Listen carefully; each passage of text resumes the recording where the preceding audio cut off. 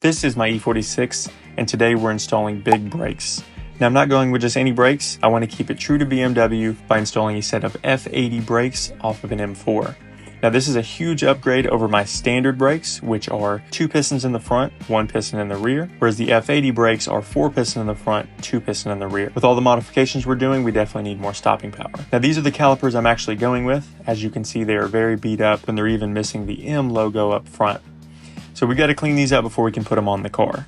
I start that by disassembling the caliper itself, taking off the brake hardware. I then sand it down with 180 grit. Next, I lay down a few layers of primer, which is a high heat primer, good up to 800 degrees, which should be plenty. Next, I'm going to finish it up with some gloss pepper red. I do like the red on the M5 CS. So that's kind of what inspired me to do this. I next had to install the logo. After putting down the logo, I laid down a few layers of clear. And voila, this is the final result.